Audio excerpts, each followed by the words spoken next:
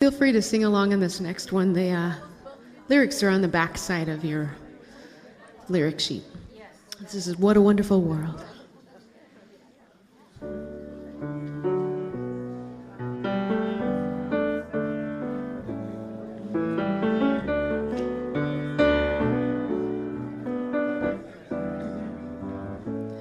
I see trees of green, red roses too.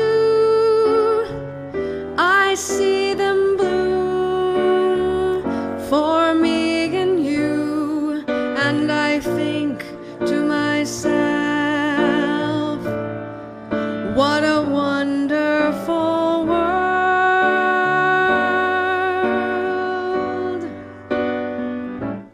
I see skies of blue and clouds of white, the bright, blessed day, the dark, sacred night, and I think to myself, what a wonderful world.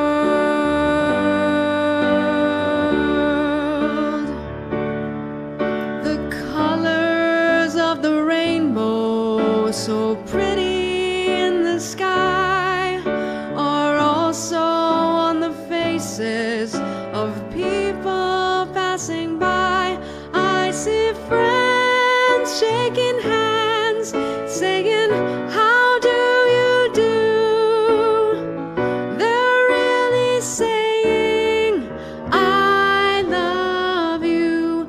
I hear babies cry. I watch them grow. They'll learn much more than I'll ever know. And I think to myself, what a wonderful world.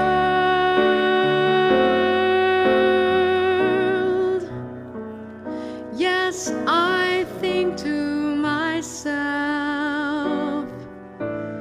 what a wonderful world.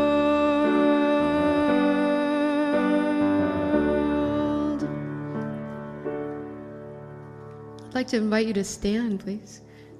Good morning.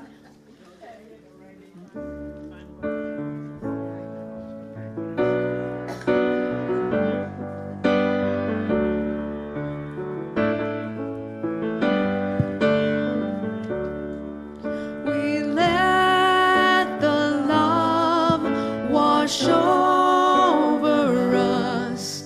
We let it be. We let the light wash over us. We let it be. We let the joy wash over us. We let it be. We let the peace wash over us. We let it be. Let it be, let it be, let it be, oh let it be. There will be an answer, let it be. Let it be, let it be, let it be, let it be. Whisper words of wisdom, let it be. Oh, let it be, let it be, let it be, oh, let it be. There will be an answer, let it be. Let it be.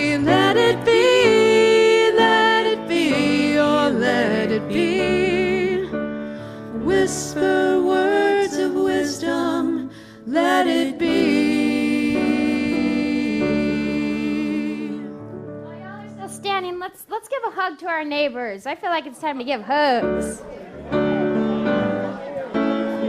Love you.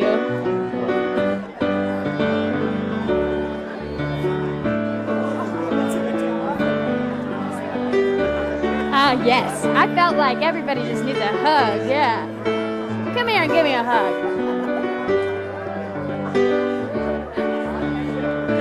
Yeah. You know I love your hugs.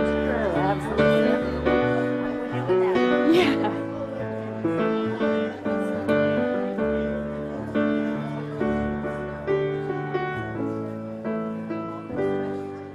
Oh, didn't that feel good? I love a good hug. Good morning, everyone, and welcome to the Seal Beach Center for Spiritual Living. My name is Nicole, and I am your spiritual director, and along with my beloved Reverend Michael, the senior minister of this beautiful community.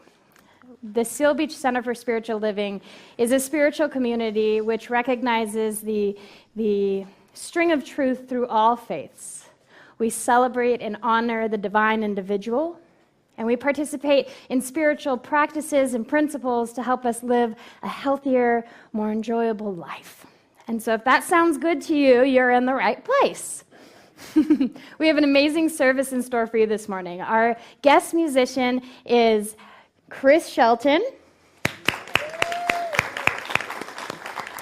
Our house musician is Lindsay Hudley. Our practitioner this morning is Tom Hodges. I'm so excited to get to be here with you all this morning. I just want to take a moment and honor some people. I think we all know what tomorrow is. And so would all of the veterans please stand up and let us honor you.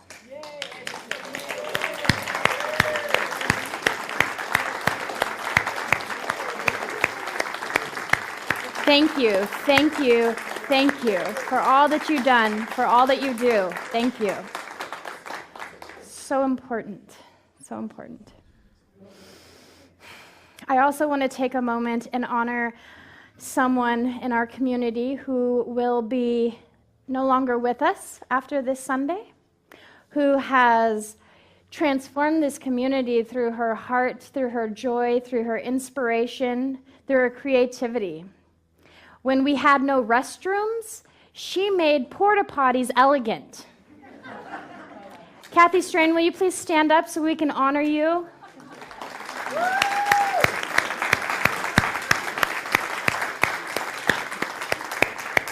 She was on our board, our leadership council during this transition. She's been the liaison for the youth group, for the youth program. She's been supporting the youth program almost the entire time that she's been here. She is an amazing woman, and now she gets to go live the next step in her dream. And so that's what it's all about, right? Yes.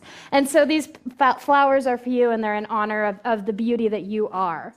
Your spirit manifests, so thank you.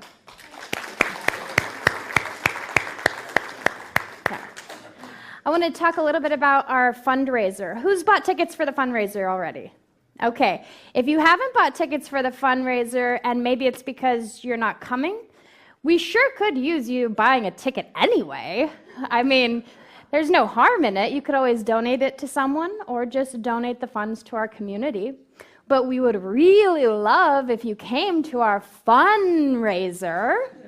I'm not as theatrical as Janice and Pam, but I do really want you there, and I want to celebrate the vision of this community with all of you. And so we're also selling these glasses. Who here likes drinking alcohol again? Wine? Okay, there we go. We got some people.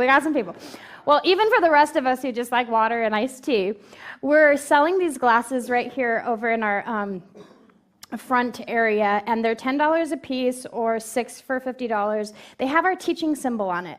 Like, I love our teaching symbol. I wear it as a necklace. It's up here. It's right here. It's such a good reminder of the fact of life that Spirit makes manifest all things.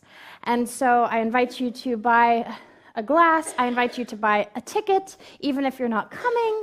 I invite you to celebrate and share your resources with this community because it's really apparent the kind of great things that we do. Last Sunday, we had such a beautiful demonstration of that. And so I invite you to come. And I can promise, I can tell you that I'll try to get Reverend Michael to do a solo dance if you come. He's not happy about it, but it'll be so fun. Okay, but only if you come. So that's that about that. We also have lunch with the minister coming up this Wednesday. And Michael and I will be here with the sack lunch, and if you want to come and just have a good conversation and spend some time together, we'd love to be able to connect with you in that way. Is that a way to raise money to the people bid on Michael dancing? Yeah. Done. Oh my God, it makes my heart so happy to think about that. Okay. Huh? Yeah. Yeah. So, would you like to come up and make an announcement about your Wednesday night service? Moving on. I'm just still caught in that visual of Michael dancing. That's just going to be hilarious. Okay, really quick side announcement. We are starting a men's group here at the Seal Beach Center for Spiritual Living. So if you are a man or if you have a man at home, see myself or Reverend Michael, the dancing man. Wednesday night, we're doing our usual Wednesday night service, and I'm going to be speaking on Wednesday night. The topic is the Tubman Principle, and what it's all about is freeing our minds of those things that have shackled us and stood in our way of experiencing the life that we are here to experience. So it's going to be great. It's just going to be a wonderful service. So make sure you come out on Wednesday night, 6:30, and we'll see you then. Nicole, thank you. Thank you, Jack. Also, don't forget that during the whole month of June, we will be collecting items for our outreach bags. So anything that can fit into a Ziploc, like a gallon Ziploc baggie, socks, candy, not candy, granola bars, Nutri-Grain bars. And we'll be stuffing those and creating them and giving them out at our outreach, at our Christian outreach homeless feeding that we do once a month. And that's it for that. So now I want to take a moment and light a memorial candle. Our beloved Judy Heilman's, her beloved, made his transition recently. And his name was Steve Petty, and he sat up here, second row. And he brought such joy to Judy's life and such joy to this community. And so I just want to take a moment and honor him. Light a light to remember the one light that's always carrying on, that's always moving forward.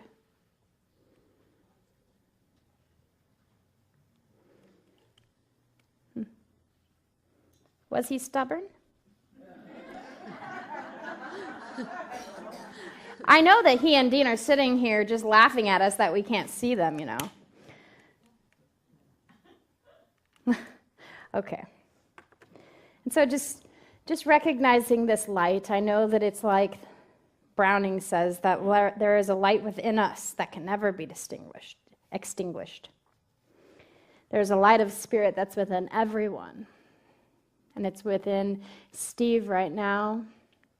And I just know that spirit is massive. Spirit is all. And so spirit becomes so large within a person that it can no longer contain such a small representation, such a small body. And so I know that Steve is living a life that the continuity and the immortality of his soul is forever and ever expanding. That is what I know. And I know that he may be right here, right now, supporting and loving Judy, supporting and loving us, and that his spirit lives on forevermore. Thank you, Steve, for sharing your life and your time and your spirit with us. And so it is. And I'd like us to move into our time of contemplation, our time of spiritual practice where we look inward. And I want to invite you to close your eyes. Just take a deep breath. Just feel the love in this room, the safety, the freedom to be exactly who we are, exactly where we are, right here and now. Just breathe into that. Pour yourself in me. Pour yourself into my heart. Whoa, wonderful Spirit, shine your light in me. Shine your light into my heart. Whoa,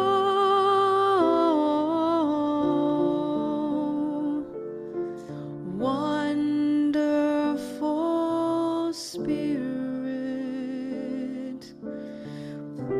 pour your love in me. Pour your love into my heart. Whoa,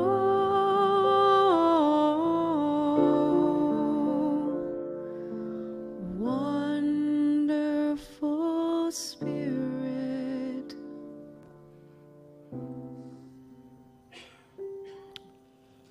Peace be unto thee, stranger. Enter and be not afraid. I have left the gate open, and thou art welcome to my home. There is room in my house for all. I have swept the hearth and lighted the fire. The room is warm and cheerful, and you will find comfort and rest within. The table is laid, and the fruits of life are spread before thee. The wine is here also. It sparkles in the light. I have set a chair for you where the sunbeams dance through the shade. Sit, rest, refresh your soul. Eat of the food and drink the wine. All is yours, and you are welcome. As we enter a few moments of silence, I ask you to contemplate these words. Be still and know that I am God. Be still and know. Be still. Be.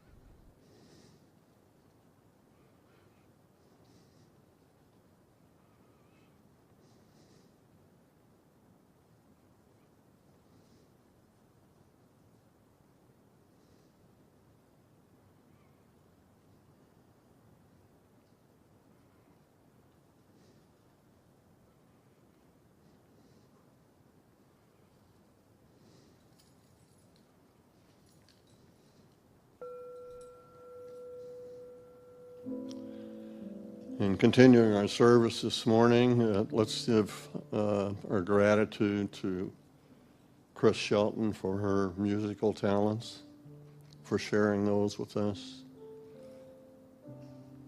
and to our wonderful pianist, Lindsay.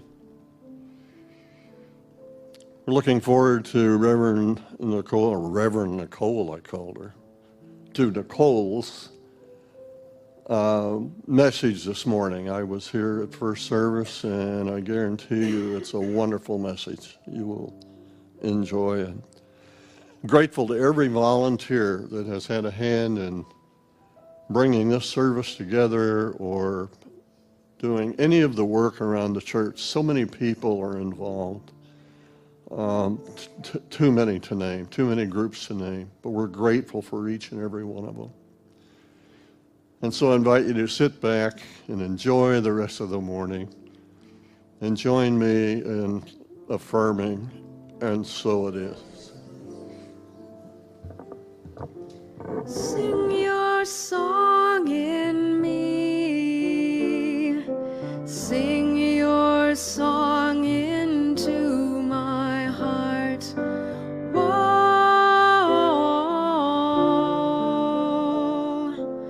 wonderful Spirit, pour your love in me. Pour your love into my heart. Whoa,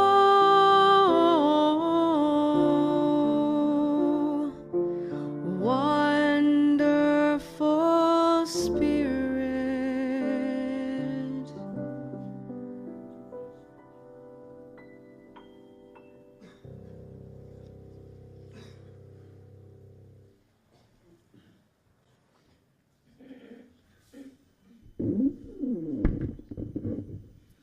Good morning, lovely people. So I'm always happy to be here. And when I choose my songs, I used to be nervous about it, or was it going to work out? But I have finally learned that it's pretty much divinely guided, that whatever I choose will be perfect.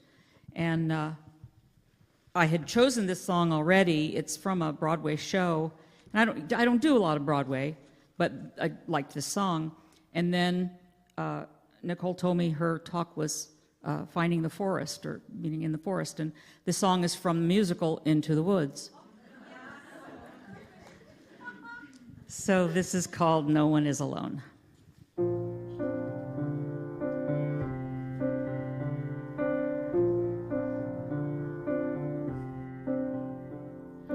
No one here to guide you. Now you're on your own. Only me beside you. Still you're not alone. No one is alone. Truly, no one is alone.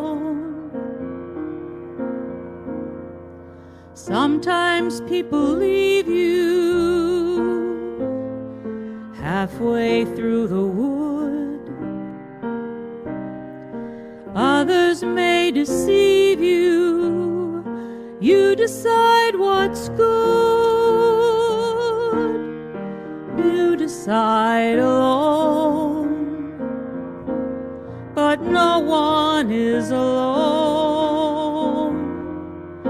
People make mistakes. Fathers, mothers, people make mistakes. Running on their own.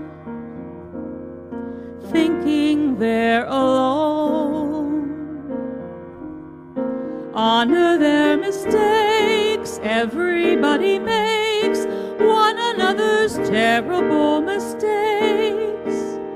Witches can be right, giants can be good. You decide what's right, you decide what's good. Just remember, someone is on your side, someone else is not.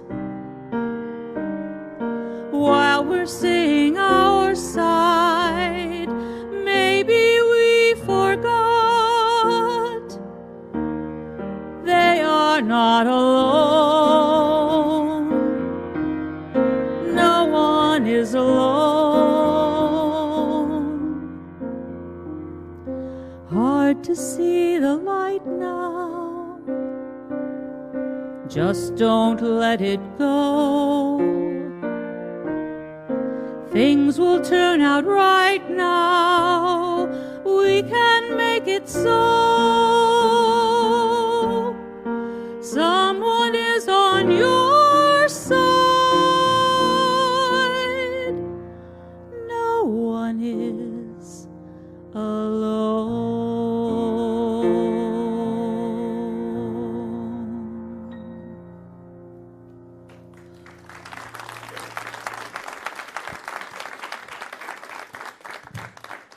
That was so beautiful. Thank you, guys. That song goes so well with the message this morning. In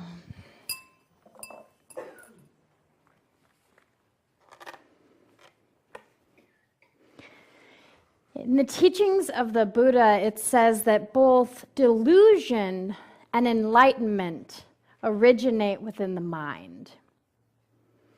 That all things, all activity within the mind is what creates our entire life. So both delusion and enlightenment originate within the mind. And this morning, I want to invite you to go on a journey with me of moving from delusion to enlightenment, moving from hyper-focusing on that which is not so hot to the awakening and the awareness of the good. You want to do that?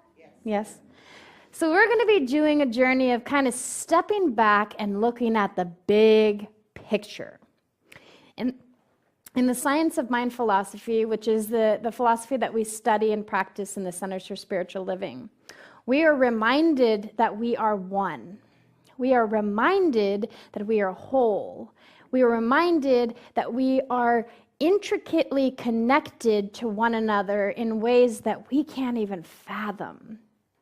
But the fact of the matter is that our actions, our interactions, and our reactions are all so tied into one another. We can't survive without each other. And that's what I want to look at this morning. I found this really great example of the nature of nature. The nature of God beings, whether they're humans or plants or animals or insects or fungi. This example it's just astonishing to see the care, the compassion, and the generosity of life to itself. And so what I learned recently is that trees communicate with one another through underground networks. And that each tree lives symbiotically with fungi. The fungi are attached to the tree's root. And so the tree cannot survive without the fungi, and the fungi cannot survive without the tree. And so I thought that was kind of beautiful. But then I come to find out not only that, but the fungi attach one tree's root to another tree's root. So now all of these trees are connected together through this fungi. And that was pretty cool. That shows the oneness, right? But then I heard even better news, that when one tree is in need, like say, the aspens in wintertime, they get weak. So other species of trees share their nutrients with the aspens to keep them alive through the winter. Isn't that amazing? So you've got this whole underground like connection and tunnels of just love and care and sharing of resources that's going on, and none of them are saying, you didn't say thank you, or you don't appreciate me enough, or I don't have enough of that.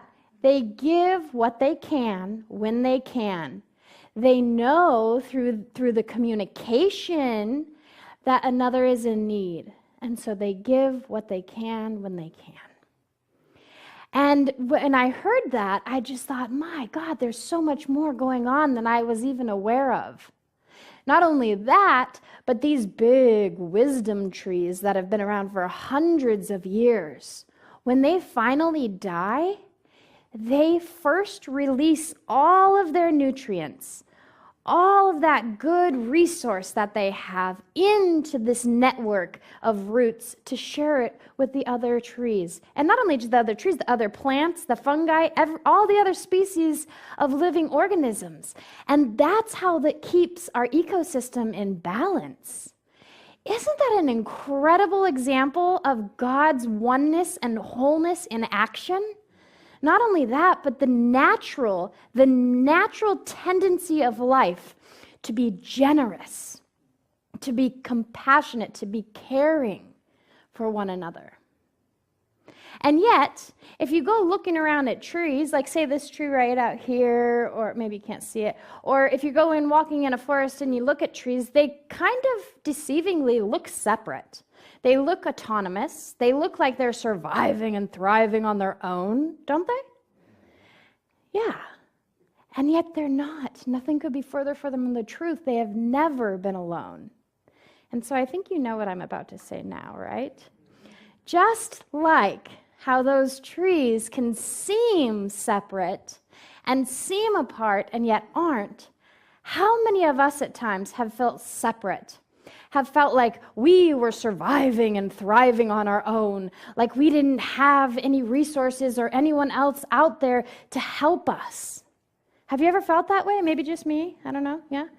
How many of us are doing it right now? We're going to go home and we're going to be in our house and we're going to be like, I'm all alone and I have nobody to support me and I'm trying to make it, I'm trying to get by, when really, really all we had to do was communicate to someone and say, I need resource, I need love, I need care, can you support me?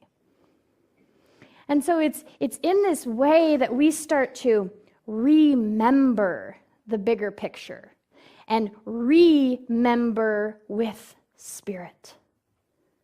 When we remember with Spirit, we become aware of the big picture. But it's so easy. Let me tell you how easy it is to get lost in all those trees. I mean, we've got school shootings, we've got social unrest, we've got unemployment rates and depression and addiction, and we've got, what else? Crazy politics. We've got crazy economy stuff going on. We've got all these bizarre things that get in our way and lead us to believe that we're, excuse my analogy, going to hell in a handbasket, right? Like, where is the morality in this world, and what is going on in this crazy place?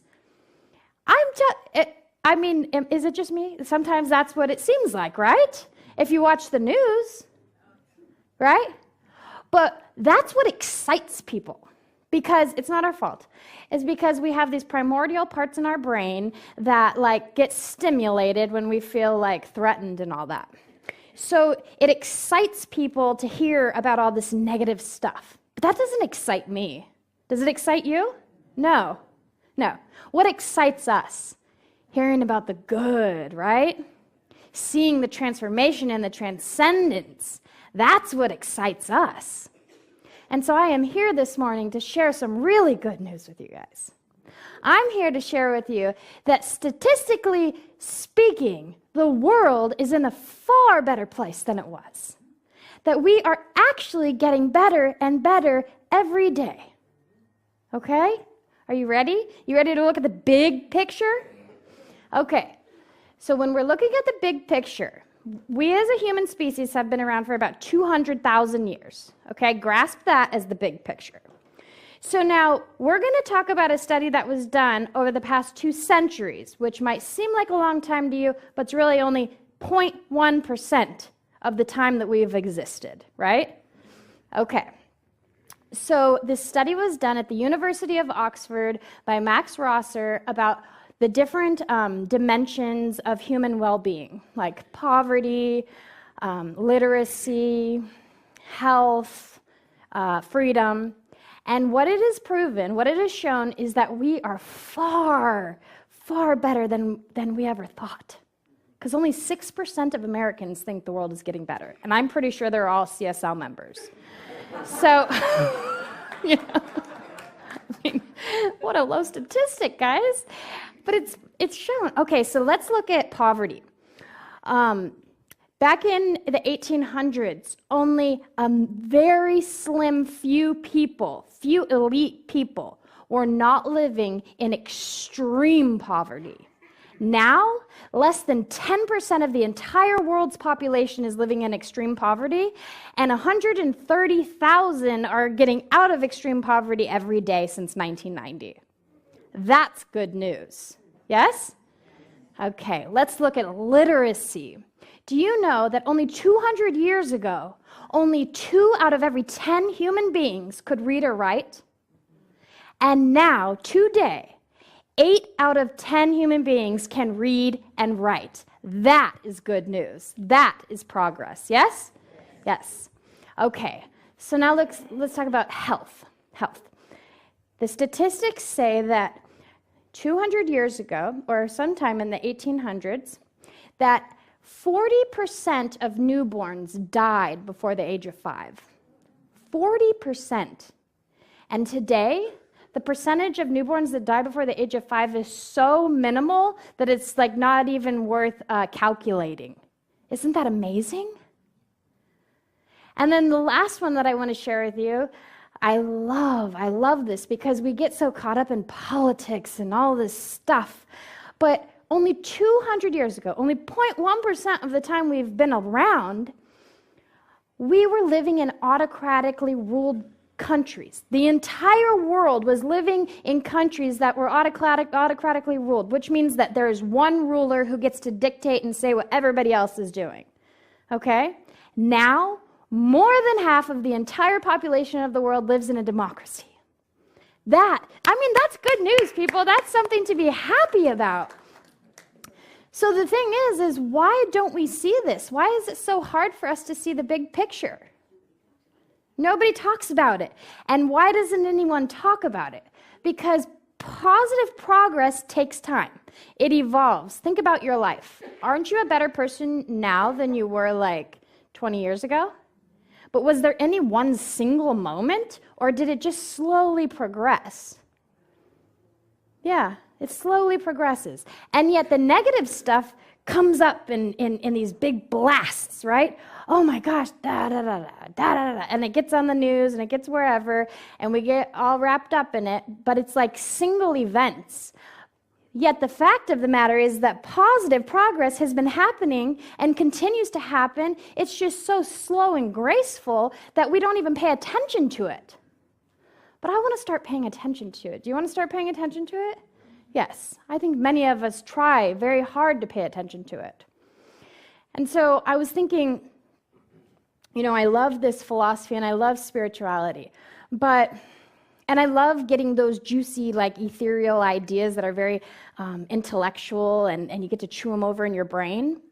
But that really does no good if you can't live it in your everyday life, right? I mean, it might be fun to like have a conversation, but if you're not able to practice what you preach or think about, then what's the point? So I love practical spirituality. So I want to talk about how we can bring the big picture into our everyday life. And the ancient philosopher, Chinese philosopher Confucius, he used to say and teach that it's really the little things that you do every day that start to build up. The habitual things that you do every day start to build up and create your morality, your ethics, who you are in the world. And so it's the little things that we can do every day that start to remind us, that start to help us remember with spirit, that start to help us remember the bigger picture, to start looking for the forest. And so UCLA neuroscientist, I found some interesting news about this guy because he totally resonates with Confucius. He says, absolutely, it's the habitual little acts that we do every day that improve our life. And so he talks about the upward spiral. And he talks about the simple things we do every day that lead us in a positive upward spiral. So I'm going to show you how this works. So we have something that we're grateful for, right? And then gratitude improves sleep. And when you have improved sleep, you're in less pain the next day. And when you're in less pain, you're in a better mood. And when you're in a better mood, you have less anxiety. And when you have less anxiety, you're able to focus and plan better. And when you can focus and plan better, you can accomplish your goals. And when you accomplish your goals, you feel excitement. And when you feel excitement, you have something to be grateful for. And so continues the onward, upward spiral of the little things that we can do. Yeah. Yes. Yes.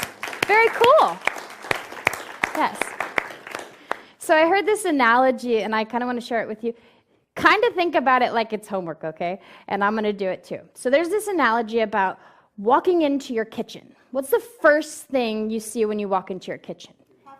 Is it a pile of dirty dishes? Just say a pile of dirty dishes. Okay. So, when the first thing you see when you walk into your kitchen is a pile of dirty dishes, and this is an analogy, okay, so what if instead of looking at the pile of dirty dishes, we walked into our kitchen, opened up our cabinets, and saw all the clean dishes? What if we just looked at them and said, oh my gosh, there's so many more clean dishes than there are dirty dishes. Life is good, you know?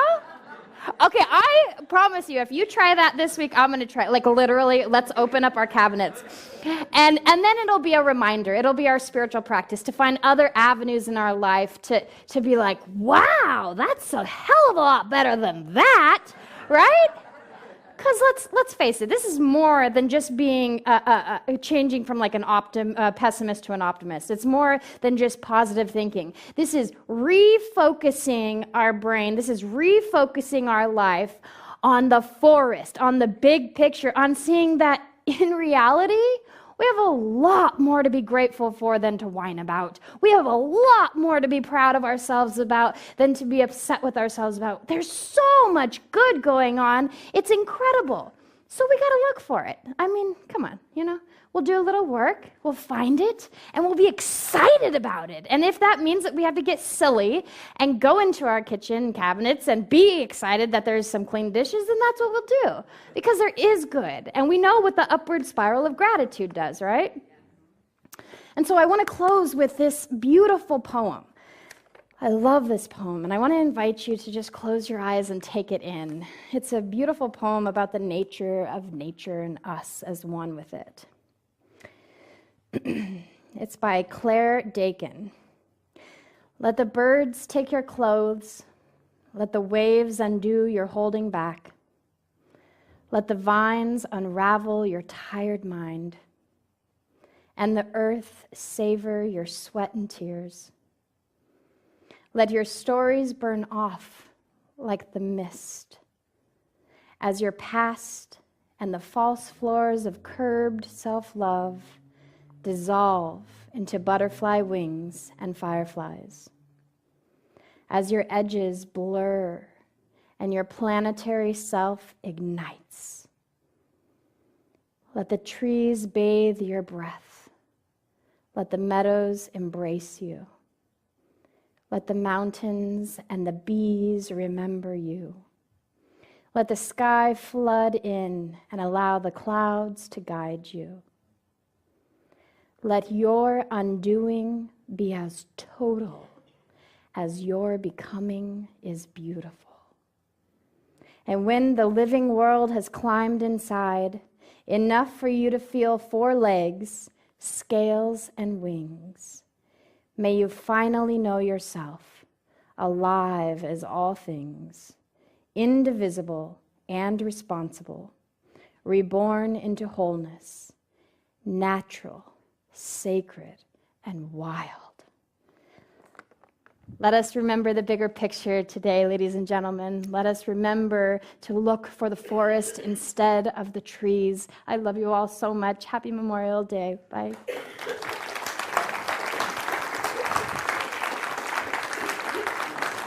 Oh, thank you.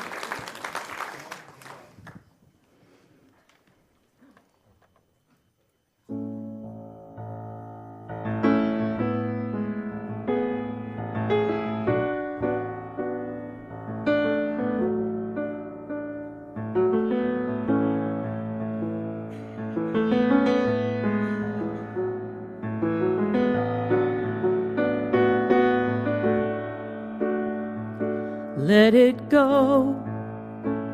Let it roll right off your shoulders, don't you know? The hardest part is over, let it in. Let your clarity define you in the end. We will only just remember how it feels. Our lives are made in these small hours.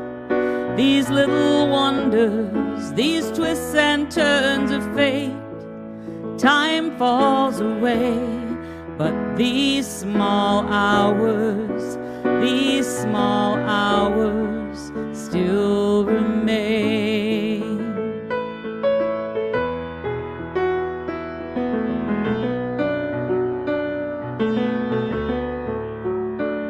Let it slide. Let your troubles fall behind you and let it shine till you feel it all around you. And I don't mind if it's me you need to turn to, we'll get by. It's the heart that really matters in the end. Our lives are made in these small hours, these little wonders, these twists and turns of fate. Time falls away, but these small hours still remain.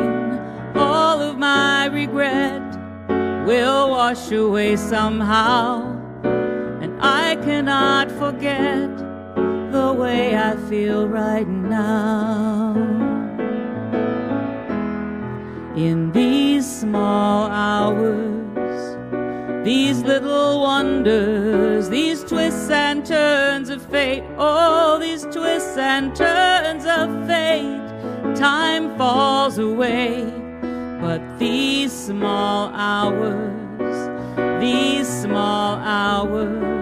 still remain.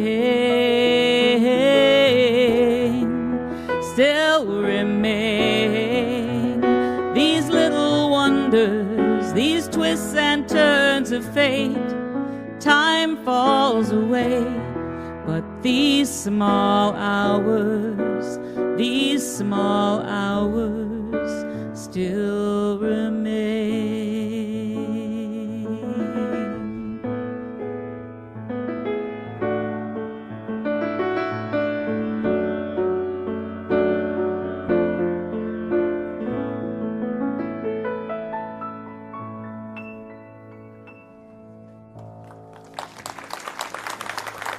Thank you. That was so beautiful.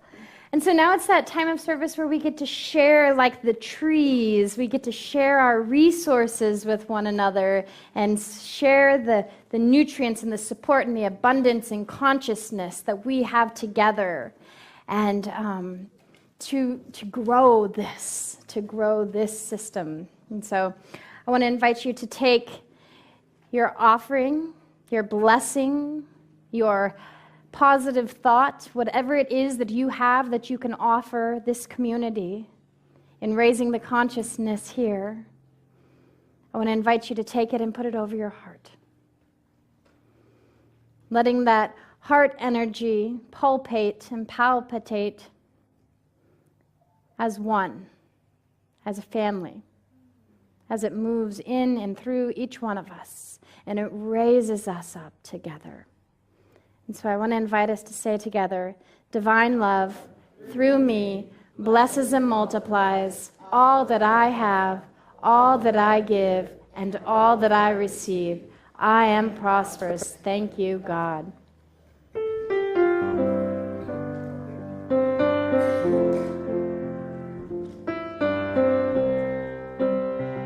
I am so blessed. I am so blessed. I am so grateful for all that I have. I am so blessed.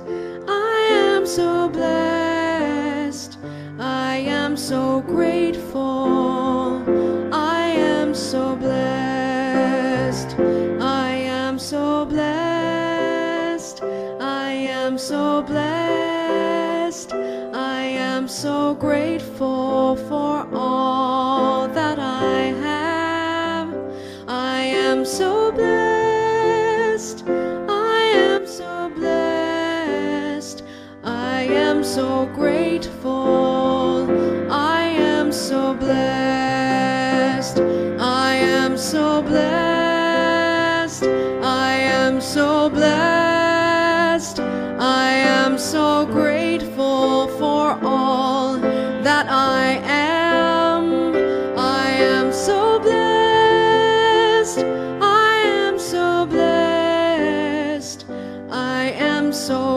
grateful.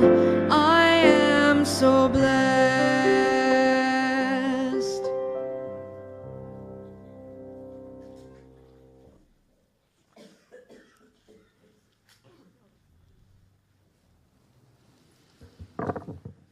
Good morning. For those of you who may not know me, my name is Tom Hodges, and I am a licensed practitioner here at the Seal Beach Center for Spiritual Living. My role is to pray for you. We have a cadre of practitioners who have the same role, probably about 30 of us right now. So after the service, alongside the patio windows over here will be some practitioners. If you would like a prayer after service, feel free to see one of those people, and they will be happy to pray for you. Along the little divider wall back here is a practitioner table, and we have prayer requests that you can fill out and put in the prayer box. After service, they will be taken back to the prayer room, where a group of practitioners will pray over each of those prayers. They will then be sent out via email to all of the practitioners, to all 30 or so practitioners who will pray for you during the week. So I invite you to close your eyes and know that the presence of God is right here, right now. That there is one life. That life is God's life. That life is my life now. That life is your life now. And so I know that whatever situation, whatever condition you may be dealing with in your life, that God is there, right in the center of it, right in the very center of it. And God is in control. God has a plan. God has it all worked out for you. So relax, let go, and let God do God's work. And so knowing that this is the absolute truth, I release my word with authority and with conviction into the infinite law of potential. I call it good and very good. And please join me in affirming. And so it is. Thank you so much, Tom. Let's bring in the kids.